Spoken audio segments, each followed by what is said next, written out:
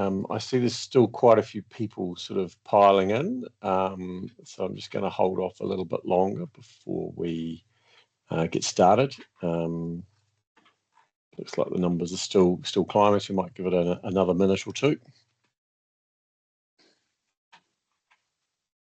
But for those that are here, welcome, and thanks again for attending one of our Safety Nerd webinars. Always good to know that people want to listen to what we've got to say.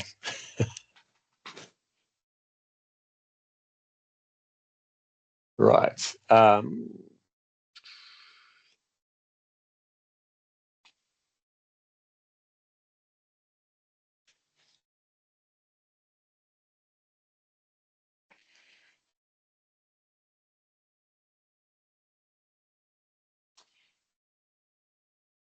We will. I'm just going to bear with me. I think we might get underway. Right. Thanks all for joining us. We're going to have, looks like a few more people sort of joining as we go, but just wanted to welcome you all, say thanks for jumping on again to the next one of our Safety Nerd webinars. This one here today, all about automated storage and retrieval systems and driverless vehicles. And lucky to have Andrey Zhidkov, who's one of our safety engineers here at TG Risk, taking us through this. So a little bit about Andrey.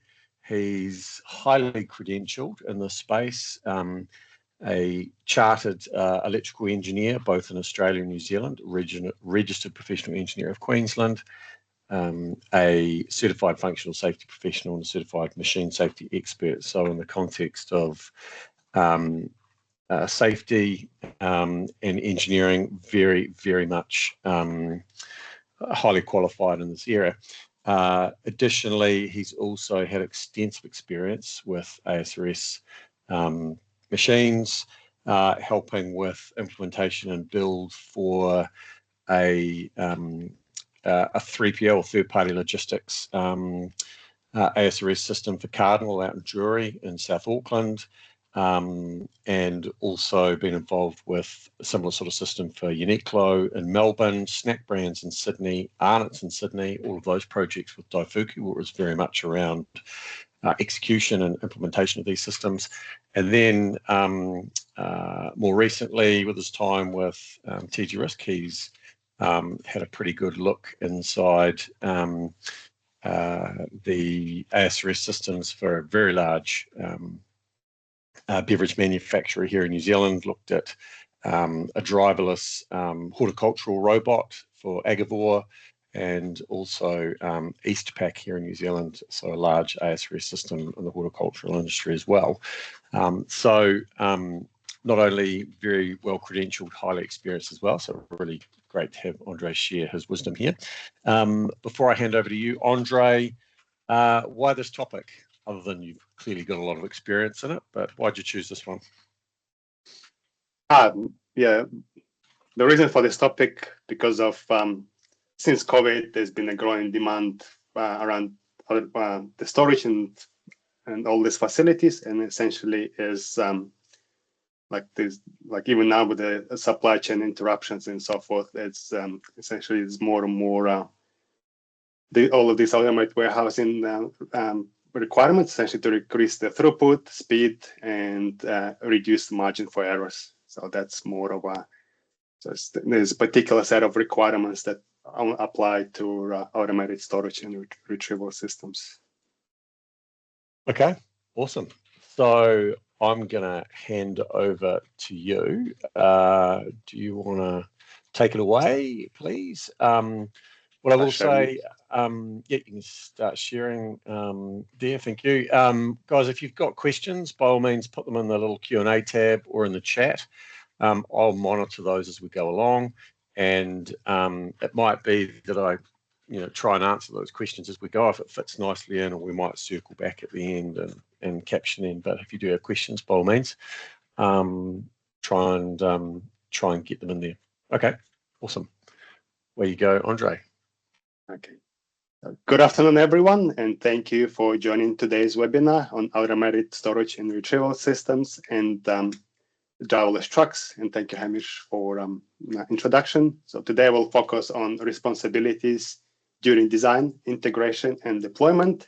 And the goal is to remove any ambiguity around who's responsible for what, particularly as the system become more automated and more complex.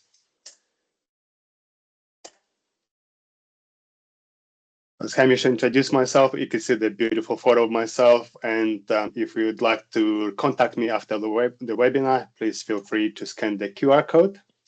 So I've got around 15 years experience across multiple design and integration and compliance systems. And today, particularly, we'll look at the automated storage and retrieval systems known as ASRS and the driverless trucks. So what's the purpose? Essentially, with the rise of automated warehousing, there is a growing need for clarity around the duty holder and machine manufacturer responsibilities, especially when the safety functions span multiple suppliers and control systems. So we'll cover self-acting brakes and braking requirements for shuttle cars, interlocked and control access, load entry and exit points, and intermediate barriers between aisles, as well as look at performance level requirements. Background, so the structure for today's webinar is we're going to look at the background of automated warehousing, essentially how they evolve from manual warehousing to automated warehousing and what the implications are, the challenges around them, the key requirements, essentially all the hidden nuggets, and what the impact are on system integrators, end users, and safety professionals. Conclude with a summary and any questions you might have at the end of the webinar. So what is the standard? The standard describes an agreed and repeatable way of doing something, reflecting the state of the art of the time it was written. So the standards are created by committees made up of safety professionals, industry professionals, test laboratories, academia. So essentially, the ASRS systems and driverless trucks fall under Type C or Part 3 in Australia and New Zealand standards, and these are the first standard you would apply in terms of the hierarchy. So these are the key standards. So we're looking at, there is an Australian New Zealand one, which is a direct adoption of European 528 Amendment 2022, which is a rail-dependent storage and retrieval system, safety requirements for storage and retrieval machines. And the driverless trucks, there is an Australian equivalent 5144.4, and there is a European one, which is a direct adoption of the European one. And so just jumping in here, so very recent standards, which, you know, makes us timely. But yeah, lots of specificity in them, but also, you know, very, very timely for us to be holding the session, and we're seeing more and more of this direct adoption of European standards. So a useful piece of knowledge to know, because it means that, you know, that they increasingly become a good resource for us to leverage, even if it hasn't been fully adopted into Australian standards. Sorry, where you go, Andrey? Thank you. So the status quo, essentially, you can see how frequent these standards been updated. Essentially, as the demand is increasing for the automated warehousing. So that's why the standards are now playing the catch up. You can see this even after a year, there's been an amendment issued, and likewise for the driverless trucks as well after 3 years. So it's quite a frequent updates to the standards. Then now now the committees are currently working on updating these standards as well to account for the real systems. So there are a lot of static figures used in NXS, but that essentially they're now trying to account for more of a dynamic, trying to adopt more of a dynamic approach. The challenges, you can see there's manual warehousing. So essentially the speed is typically lower and the separation is often minimal. Whereas in automated warehousing, speed and throughput are higher and the separation must be higher. and protective measures need to be enforced. So essentially the key here when the SRS system is installed is becoming a new machine. So what is the SRS system? Is typically rail guided, includes vertical lifting along the mast, lateral load loading, transfer between aisles, load handling devices such as shuttles and satellite vehicles. So these systems may operate in manual, semi-automatic, or fully automatic modes.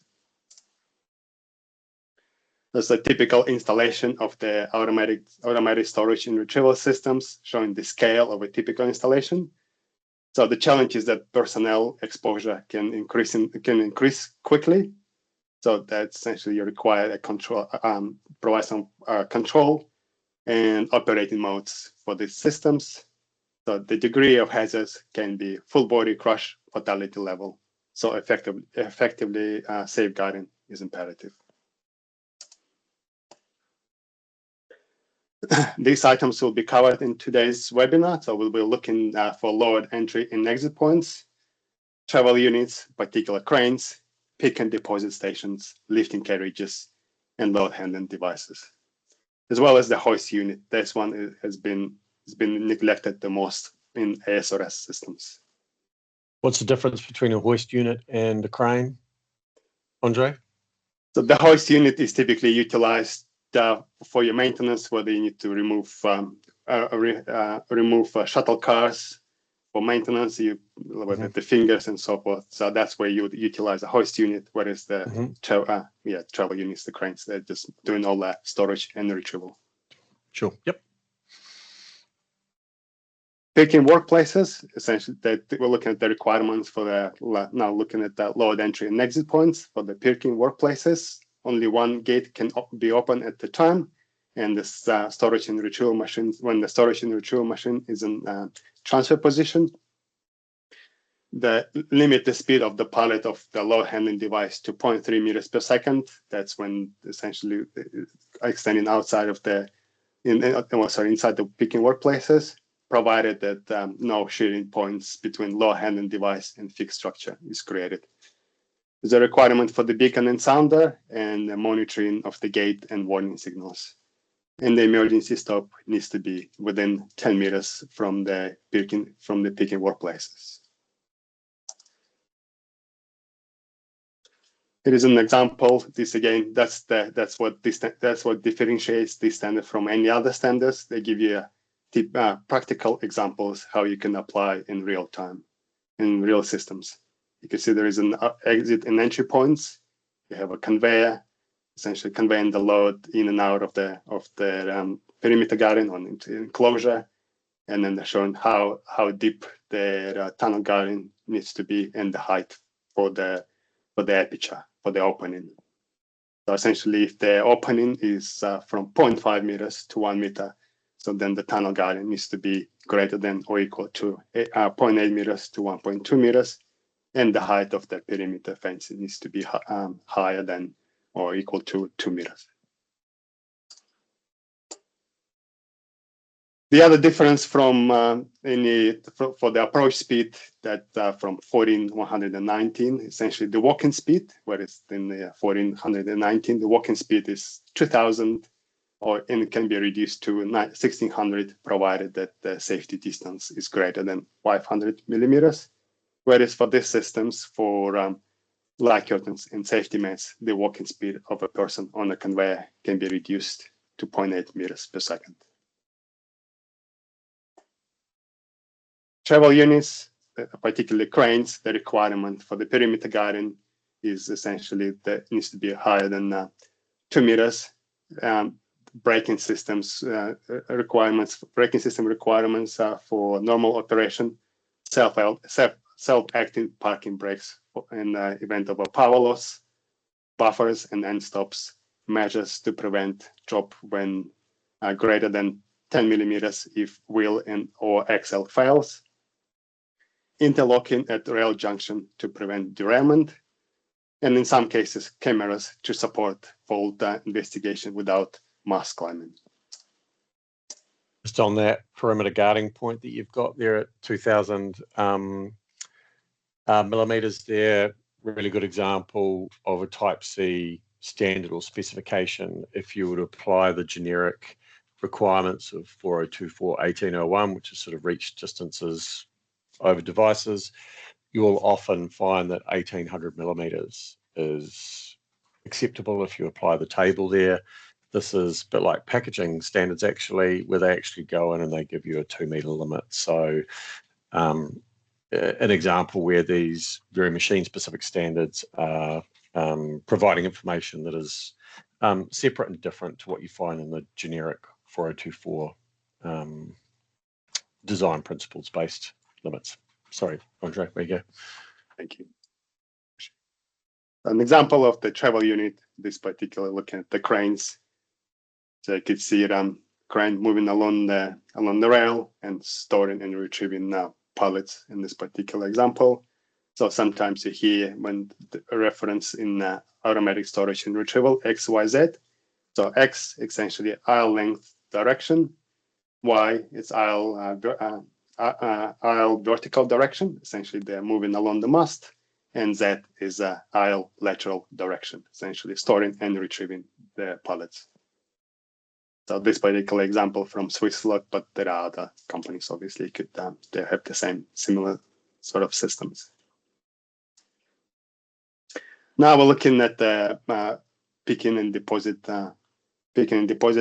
stations in restricted areas. For this particular example, for the single dip, there'll be double dip. So essentially, this is how far the can extend that lateral movement can be executed. So again, provides you with a clear example, like clear real system example, essentially showing the location of the picking and deposit station, anchor point, all the PPE signages, local area control, monitor doors, walkway, fence, and safeguarding for the load and entry points.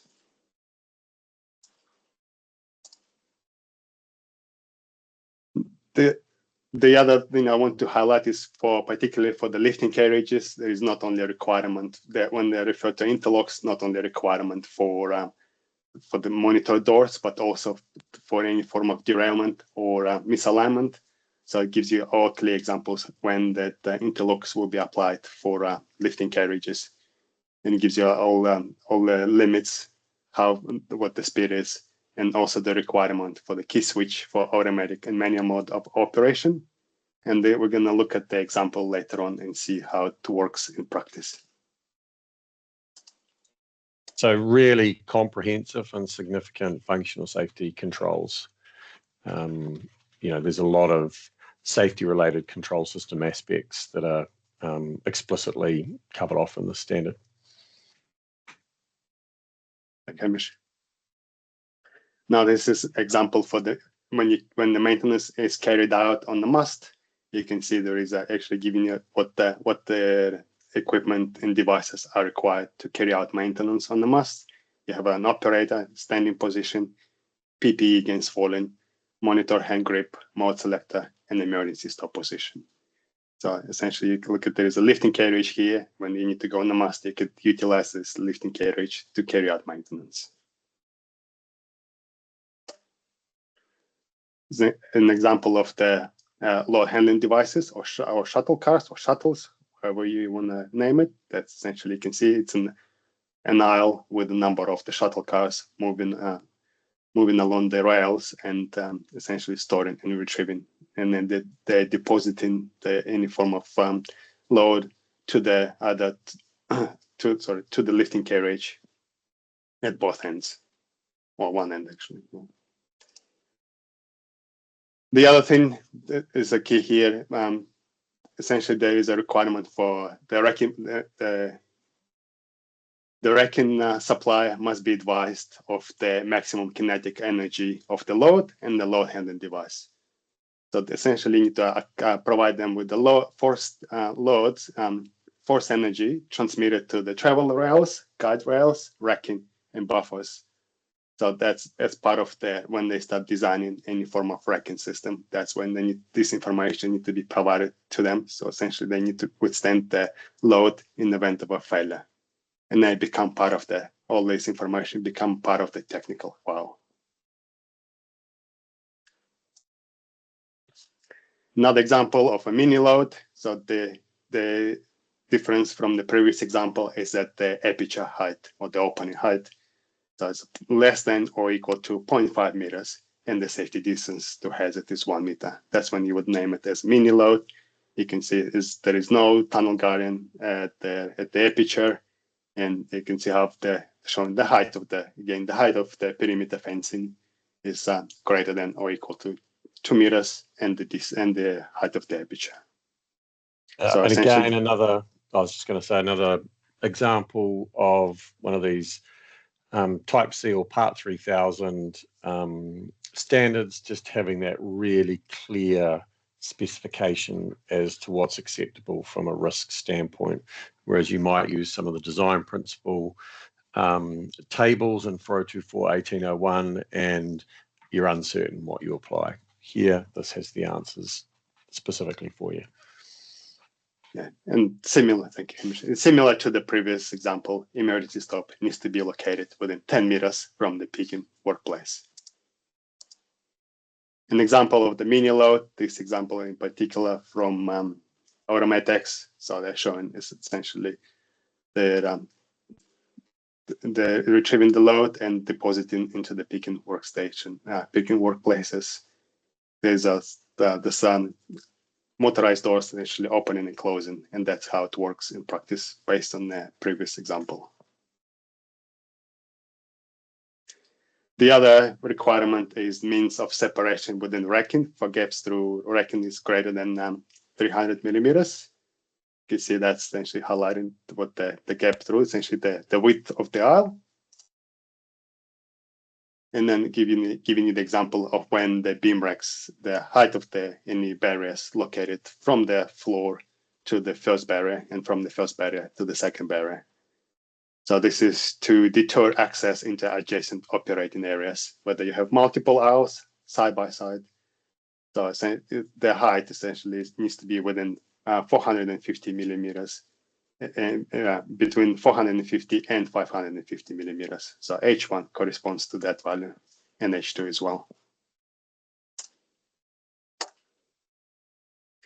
Then when as part of the maintenance, you carry out maintenance, you're required to climb on the mast. In the meantime, you don't want to stop. You have a multiple, let's suppose, lifting carriages. That's when, as part of your maintenance, you would carry out maintenance. When you're carrying out maintenance on one of the lifting carriage, you don't want to stop the production, and essentially you could reduce the maximum travel speed to 0.5 meters per second in the view of direction. Essentially, that's this speed should be less than or equal to 0.5 millimeters. And against view in direction, it should be 0.05 meters per second. So if you have multiple aisles, so it gives you the real system example corresponding to as part of your maintenance procedure. An example of the shuttle cars, again, this one is from Swisslog, but essentially just moving along the rails and storing and retrieving the pallets in this particular example.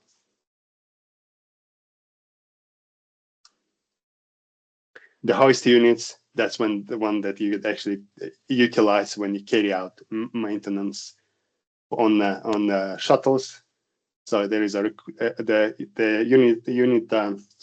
hoist units require brakes with defined stopping and holding capability, limit devices for control stop, ultimate limit devices triggering emergency stop, and slacking condition protection where applicable, overspeed protection, and design that allows visual inspection without disassembly. Again, like we had on the earlier pieces, a lot of safety-related functional safety controls in there. So a lot going on from a functional safety standpoint. You can see the example here. This is essentially the hoist unit. You could see even in this particular example, the mesh size is greater for the hoist unit versus the access point. Now looking at the practical examples here, that's the key exchange system. You have a auto manual switch, shown an example here and shown on the real system. You have an auto manual switch located outside of the perimeter enclosure. The key here that the key can only be removed from in a manual position.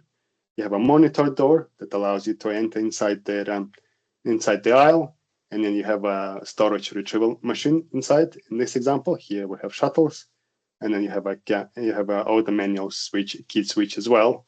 The difference from this switch to this switch to this switch, essentially, that the key, unlike the one outside of the enclosure, the key needs to be removed in the auto position. You have a start command here and start command here. And you have another escape door. This escape door needs to be monitored, and essentially it can only be opened from the inside the enclosure. And then there will be an additional requirement for lock and interlock. With the door in perimeter enclosure open, the movement of the machine essentially should stop. And restarting can only take place on board of the machine. As on board of the machine, there's storage and retrieval machine, or from the control station outside of the enclosure with door closed. Now we're looking at the key. That's again that gives you unlike. Well, this standard provides it with a lot of annexes, not only with the graphical examples we looked at prior, but also gives you all the normative requirements for the performance level requirements, preventing access at entry and exit points, access to restricted areas, verification of safety requirements and measures, and list of significant hazards.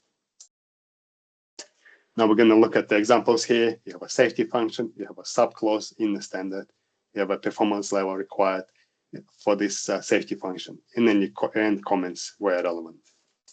And this is probably at a level that's higher than most Type C or Part 3000 standards as well. They're getting highly specific with quite a bit of extra contextual information. So the standard's sort of definitely at the higher end of detail. And the verification. So verification includes visual inspection, measurement, functional testing, calculation, and very special verification where required. So it applies across design, manufacturing, assembly, and commissioning stage. This example is manufacturing stage. You have a subclause from the standard, what action needs to be carried out, and any notes associated with this. The hazards, so again, listing all the significant and relevant hazards for the SRS systems. You have a mechanical hazard in this example, you have a subclause, and then the corresponding requirements associated with these hazards. The key consideration here, that's what we've come across the most, essentially falling loads from lifting carriages. Then that's the one we've seen the most. Essentially, that's where you install other netting or fixed guarding along the full shaft height. So if you have unique boxes, that's when you want to prevent the load from falling. Free falling of the lifting carriages, typically recommend installing redundant vertical belt and lock and mechanical pins. So that's when part of your maintenance, when you're carrying out maintenance on the lifting carriages, you don't want to be squashed.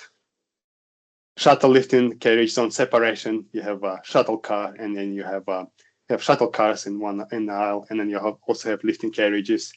You don't want to stop that when you walk into the aisle. You don't want to stop the lifting carriages because you have multiple aisles, multiple levels. So you'd rather have some form of a delineation, as in light curtains, that will prevent once you cross it, you'll stop the lifting carriage. For the egress route, we typically recommend power to lock and interlock. So essentially, in the event of a power loss, you want the door to unlock and escape. And the load. Sorry. No, I was going to say that. Go on, Hamish.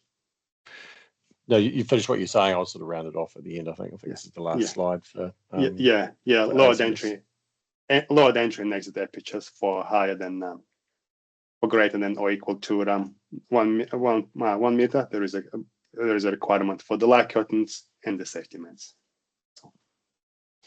So I think, as you can see from what Andrey sort of covered off, it's a highly specific standard with a lot of detailed information in it.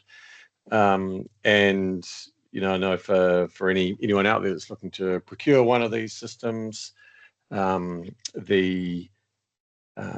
often our experiences, maybe when there's sort of contracts, it might be, a system to comply with 4024. That might be all that's said, which then sort of opens you up to all sorts of interpretive risk-based guidelines. Here, if you are looking at an ASRS system, very specific systems, and if you're contractually with so much specificity in the standard, that will give you some reassurance that you've able to have that installed. But likewise, for the vendors that are supplying their systems, they're going, if they're supplying something to the standard, they should have confidence that there's not going to be,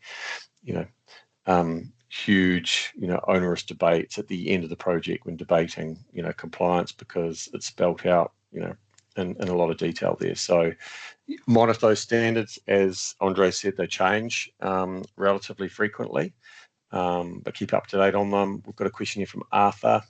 He had the question, will AS 5144.4, which is probably moving on to the next one around driverless vehicles, have a direct equivalent or a joint standard for use in New Zealand, as we tend to use joint standard approach? I would say the reason they're only AS standards is there was probably no New Zealand sponsorship of them. That would be my guess.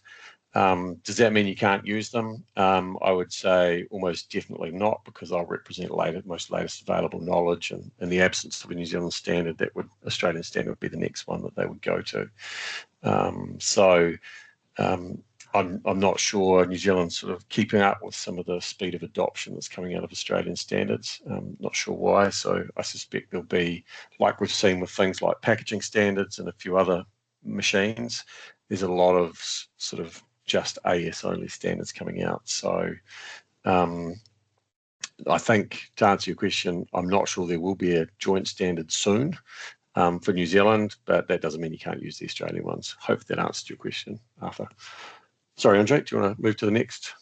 Yeah, just as you said, now the requirements are quite explicit. The requirements for the SRS are explicit, and as long as, essentially, if they need to be applied correctly in the design stage, at the design stage, execution, obviously, but how you've pointed out now. Now moving to the driverless trucks. Now here is more of a function-based approach. It's a functional safety-driven approach is more emphasized as well. So the examples of the driverless trucks: automated guided vehicles, autonomous mobile robots, boats, automated guided cars, tunnel tagger, and undercard. So a few examples shown here, but there are obviously more. But these are the one of the few examples that driverless trucks cover. So it's important to be clear on what's excluded. So trucks guided only by mechanical means, such as rails and remotely controlled trucks. So those are not covered in this particular example, 3691-4, and then they're covered by different standards. So the driverless trucks, they need to be provided with automatic mode that require operator action to initiate, automatic mode without any operator interaction, additional manual modes, and a dedicated maintenance mode. So essentially, the reason for it is like there are different safety functions applied to different modes. So essentially, as you move along, as we look later at the safety functions, you'll see why there is such a big differentiation with these modes. An example of the driverless truck, so essentially defines how motion and detection zones are assessed using the coordinate systems. So the stopping distance, person direction, coverage, and protective fields are all referenced relative to the truck's coordination system. Are you able to describe what that image is of, Andrey, what it's used for? So, yeah, so just showing well, this one is from a cover, but essentially just showing that the truck's location. There are multiple. Sorry, there's a camera here. You have emergency stop, but is that what you're asking? Sorry.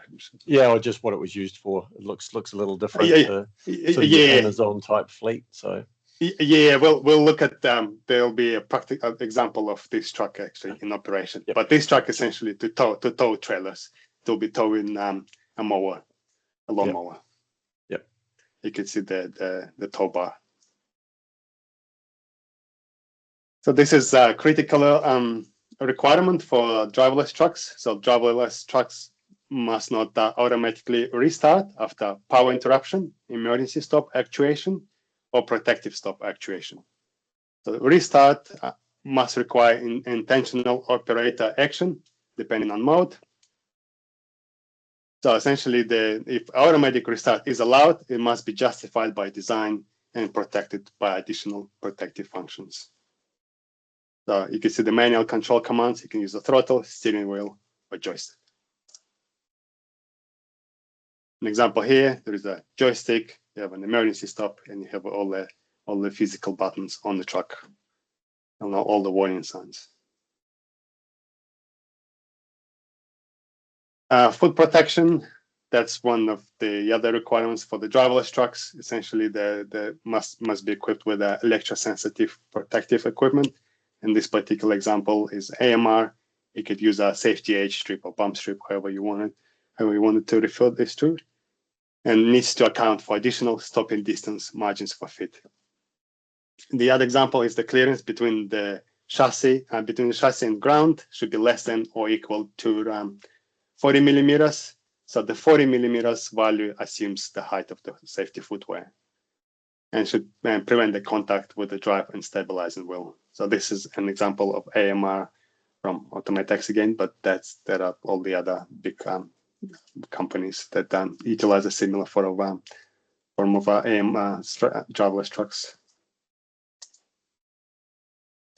Now look how there essentially shows different driverless trucks in its operating area, moving along the floor, essentially moving all the loads, whether for pickup or deposit. Again, as per ASRS requirement for the braking system, so the braking system must operate automatically on loss of power, activate on loss of control of speed or steering, stop within performance limits of the person, the detection means, and hold the truck in its maximum permissible load stationary. So there is a annex in driverless trucks that actually help you to make sure that when the emergency stop is actuated, that the load would not be wouldn't drop the load onto a person. The emergency stop requirements: at least one emergency stop per driverless truck. Emergency stop must be visible, identifiable, accessible, and positioned within 1200 millimeters of each other on each side of the truck.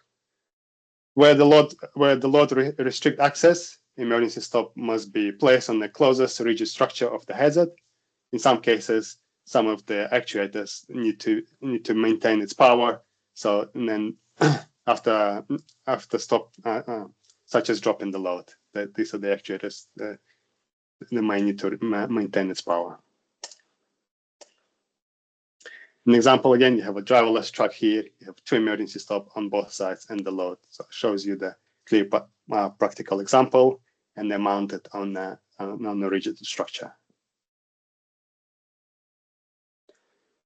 Detection of persons in path. So previously touched on this, but essentially you look at the pressure-sensitive protective device and the electrosensitive protective equipment. Here is an example of the bump strip or safety edge strip.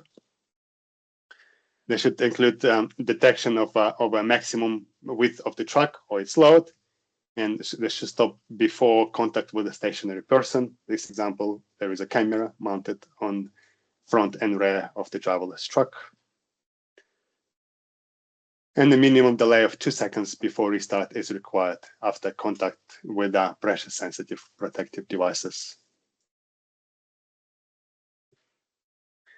Selection of detection fields. Essentially, you'll have some form of fleet manager platform when you would assign define your detection, your active fields, and then these are the things you would consider for the when you implement this in the fleet manager. So essentially, they must adopt based on speed, direction of travel, size, and position of the load. So override and muting of detection is only allowed in manual or maintenance modes, and automatic selection of detection field is part of the safety function and must be validated as such. An example here we've seen previously, you have two light curtains positioned side by side. Essentially, if you go inside the AMR zones, we'll stop all the AMRs within these operating zones. And this one, essentially, when the driverless truck will stop in this zone, you cross that, making sure that the driverless truck is fully stopped. Modes of operation. To summarize, there is an automatic mode with operator input, automatic mode with rider, manual mode, and maintenance mode. So there's a whole lot of requirements for all these modes and defined in the standard. Trucks intended to tow trailers. In the previous example, we've seen the truck itself, but essentially before the startup, there's a requirement for the beacon and sound to warn for at least 2 seconds, and the startup speed need not be higher than 0.3 meters per second for at least 2 seconds, and the distance equal to 500 millimeters plus the maximum gap between the trailer and the trailer and the truck, whichever is greater. And towing devices must be designed as part of the safety system. You can see an example here of the trucks intended to tow trailer. There's a warning sign here. There is also acoustical alarm, and all the cameras are activated. Now look at the safety-related parts of the control systems. You have a subclause in the standard. You have all the description of the safety function, the main risk, and any nodes associated with this risk, and the minimum performance level required for this safety function. It's very much like, yeah, the ASRS system, highly specific and defined. So obviously, wouldn't expect anyone other than probably Andrey to remember all of this sort of stuff. But the key takeaway is be aware that there are those highly specific points documented and specified, which is great for everybody. Again, they require, as you've said, Hamish, everything is explicit and gives you all the performance level requirements. Again, the other thing is that the test detection of persons, you have essentially, it also provides you with a bit more step-by-step description of how you could utilize the test pieces for the testing. Essentially, it's going to be your that person detection, and it gives you like an example of the AMR or AGVs. Again, the annexes similar to ASRS. You have a number of you have a normative and informative and annexes, and essentially the requirements for preparation of the operating zones. This is the one that the committee is currently working on. They want to modify that annex in particular because of its currently is quite static, and the values do not represent the real world. Essentially, that it doesn't differentiate whether the AMRs is slow or fast or heavy and light. Gives you a list of significant hazards, determination of rated capacity, load transfer operation, and verification of the safety requirements or measures. This is essentially all from Annex operating zones. You have all these values presented in the table in Annex A.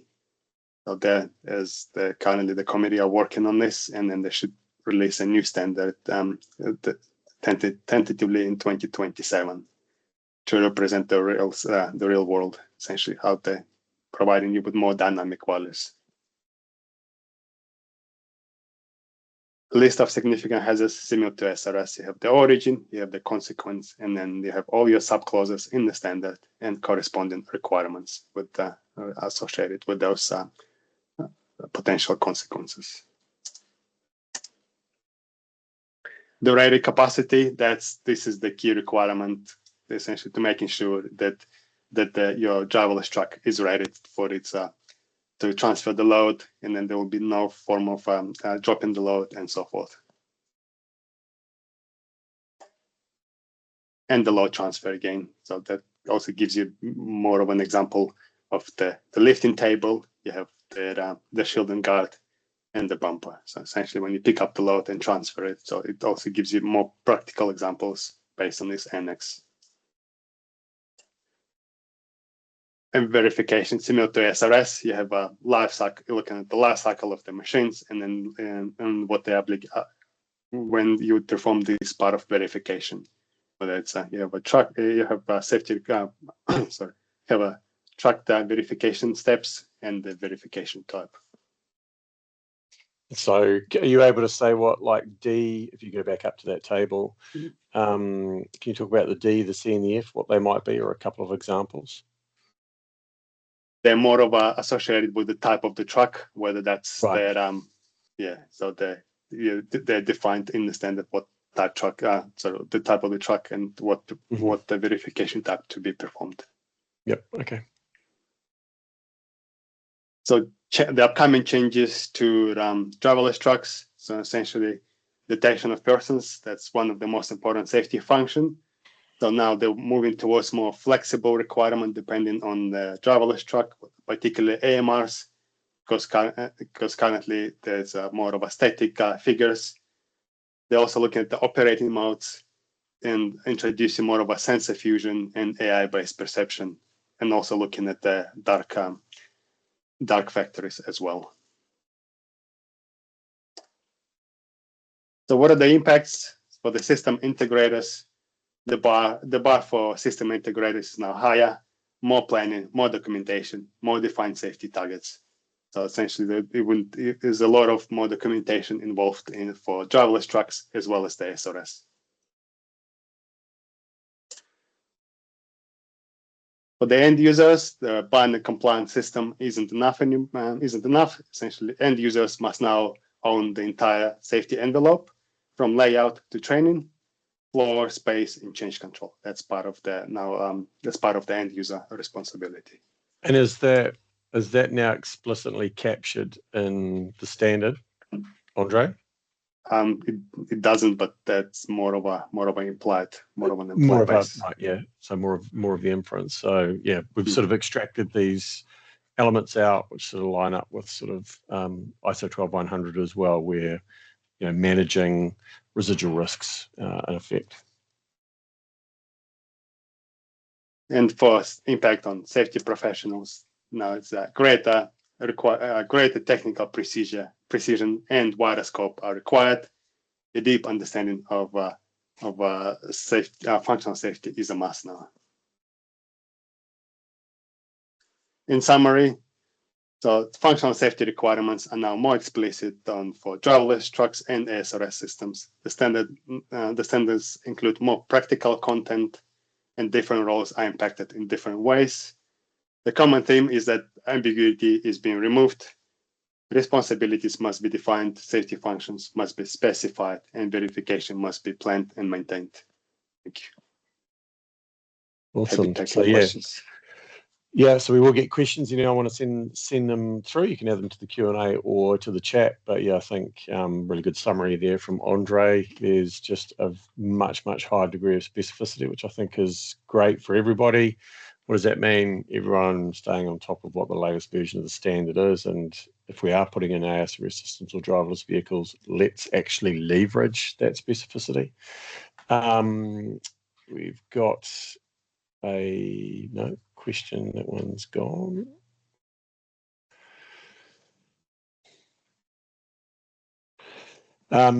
We had another one from Arthur. What are your thoughts on the performance level requirements of the AMR grid emergency stop signal issued via Wi-Fi from the RMS WES? That is a highly specific question, Arthur.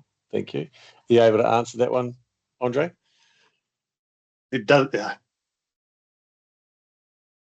That's a good question, but it specifies virtual bumper, and I guess I assume that's what falls under this the grid specificity you've mentioned. But right now it's a bit of very. I could get back to you if you if you want to flick me in an email, Arthur, and then I could get back to you on this one. Yep, that'd be great. I think that's probably our most question to date across all of our Safety Nerd webinars. So well done, Arthur, on that one.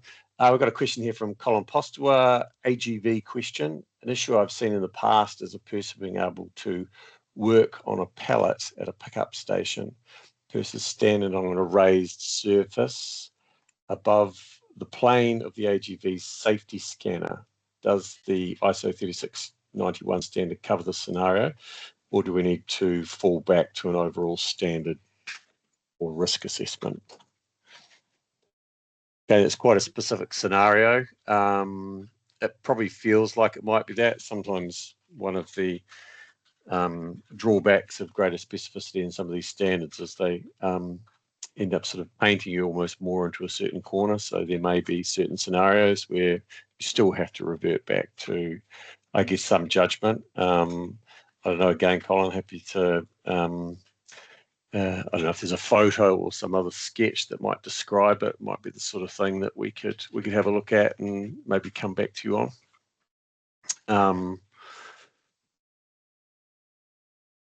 Well, good.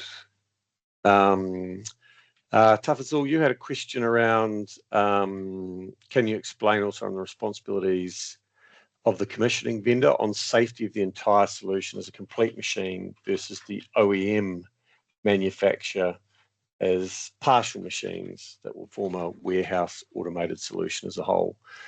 Yeah, good question. Did you want to talk about that one, Andre? It's sort of multiple players, multiple, I guess, responsibilities.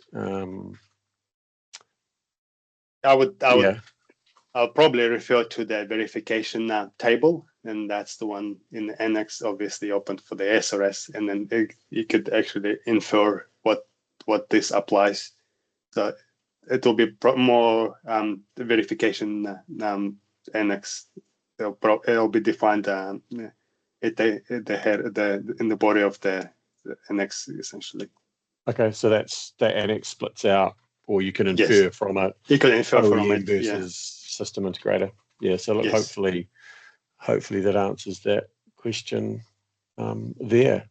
Any other questions, team? As always, if something pops up over the coming days, while it's still fresh, drop an email through to either Andre or myself if you want me to pass it on, and we can share that with you. As always, we will be sharing this presentation, so a webinar via an email that will come out. Anyone that's registered, even if they didn't attend, will get access to that. So if you've got people in your organisation who couldn't make it, but they did register, they should fear not, they should get an email.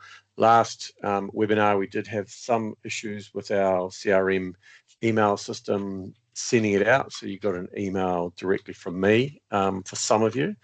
Hopefully we've got that resolved, but certainly we'll be sending that out to all registrants. If you don't get a copy, please let me know, because it might mean that one of some of those links have slipped through and they're not being sent out, and I can send it out manually. So yeah, by all means, keep an eye out for it. Something will come. There will be a blog that will come, which just provides maybe a little bit more narrative information through there, and we'll send that out. I've just seen a question from Jordan. Jordan, what I'll do is I'll pass that one on to Andre, and he can maybe reply separately. Yeah, there'll be a blog that comes out as well, so you see that. By all means, circulate, share that if you want with your team, if you think there's stuff for people to learn. But other than that, once again, guys, great turnout. Really appreciate having you on board. We will be running another one of these in another 2 months.